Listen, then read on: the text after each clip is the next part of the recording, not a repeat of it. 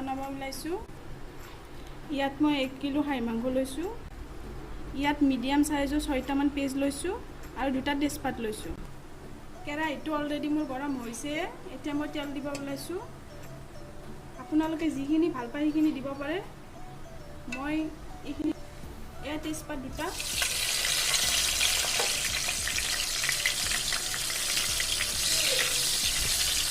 আৰু 2টামান গোটা জিৰা দিব ওলাইছোঁ।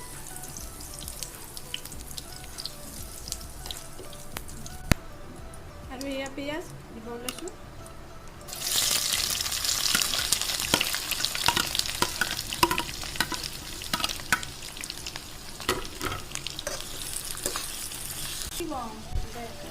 পিঁয়াজখিনি কালাৰ অলপকৈ মই অলপমান ভাজি লওঁ।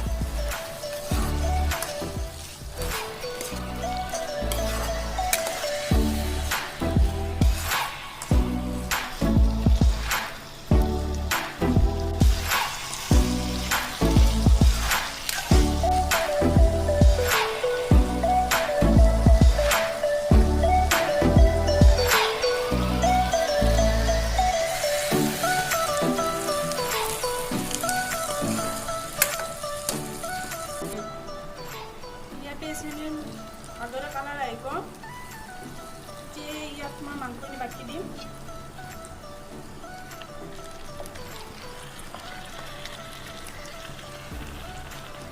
ভালদৰে লাৰিম।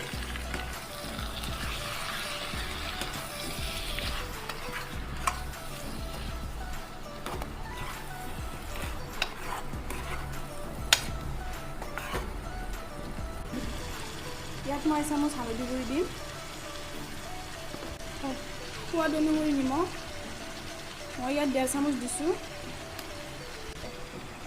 এতিয়া ভালদৰে অলপ সময় লাৰিম যাতে চবখিনি মিহলি হৈ যায়।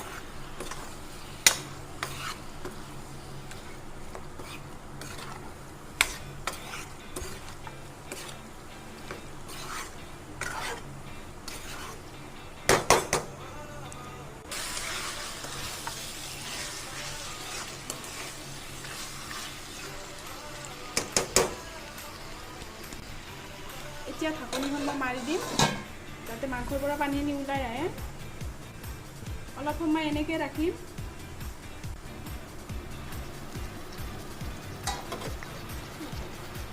ইয়াৰ পানীখিনি ওলাই ধুনীয়াকৈ তেল ওলাবলৈ ধৰিছে।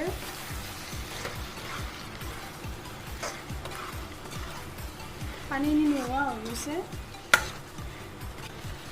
এতিয়া ইয়াত মই মছলা এড কৰি দিম। এইখিনি ৰহুন, এইখিনি আদা আৰু এইখিনি গোটা মছলা মই খুন্দি লৈছিলোঁ। ভালদৰে লৰাই দিম।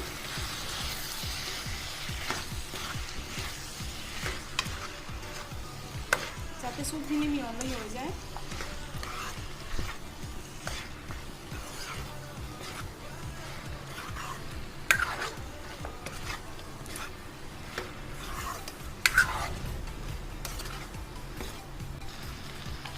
ইয়াত মই এচামুচ কাশ্মীৰী মিৰ্চ দিম।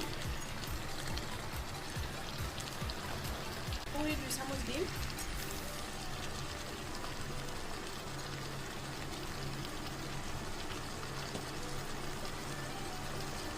আৰু মিট মছলা এচামুচ দিম। ভালদৰে লৰাই দিম। আৰু আধা চামুচ জলকীয়া গুড়ি দিম।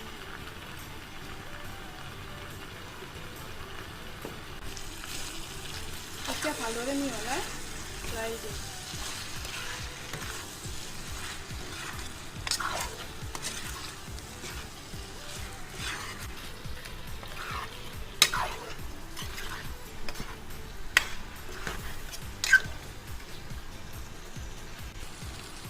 এতিয়া সিজিবলৈ পানী দিম।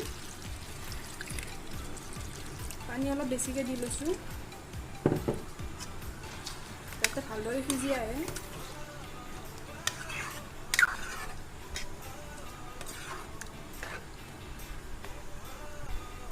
ভালদৰে যাতে সিজি যায় ঢাকনিখন মাৰি দিছোঁ।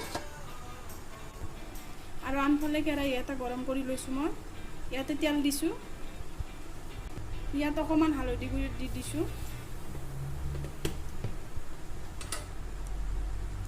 আৰু আলু মই কাটি থৈ দিছিলোঁ অলৰেডি। ইয়াত আলুখিনি বাকি দিম। হালধি গুড়ি এইকাৰণে দিছোঁ যাতে আলুখিনি লাগি নধৰে।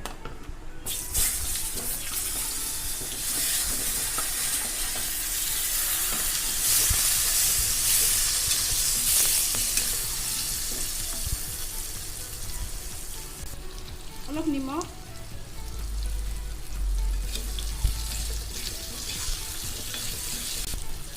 ভালদৰে ফ্ৰাই কৰি লওঁ।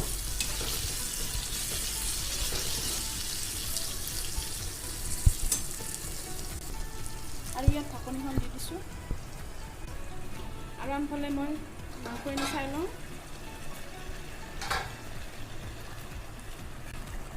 ইয়াৰ প্ৰায়খিনি পানী নোহোৱা হৈ গৈছে।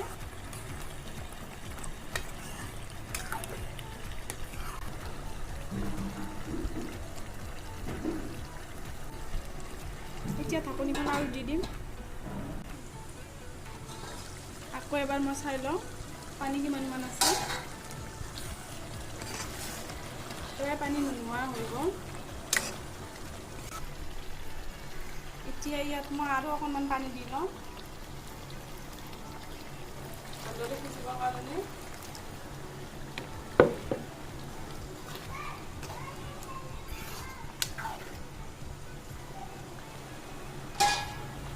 আৰু ঢাকনিখন মাৰি দিওঁ। এয়া আলু হৈ গ'ল। এতিয়া নমাই থৈছোঁ। এতিয়া মই ঢাকনিখন গুচাই চাওঁ। ইয়াত মই দুবাৰ পানী দিছিলোঁ আৰু ইমান ধুনীয়া গোন্ধ ওলাইছে। আপোনালোকেও বনাই চাবচোন এনেকৈ। প্ৰায় মোৰ মাংস হৈয়ে গৈছে। ইয়াত এতিয়া আলু মই এড কৰি দিম। ফ্ৰাই কৰি থোৱা আলুখিনি ইয়াত মই দিলোঁ।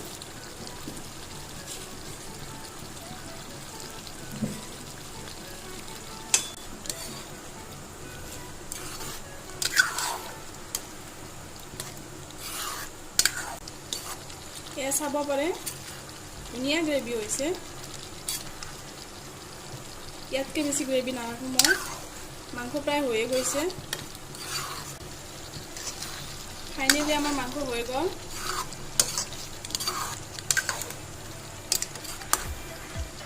দেখাটো খুব ধুনীয়া হৈছে। এতিয়া মই ঢাকনিখন মাৰি দিওঁ।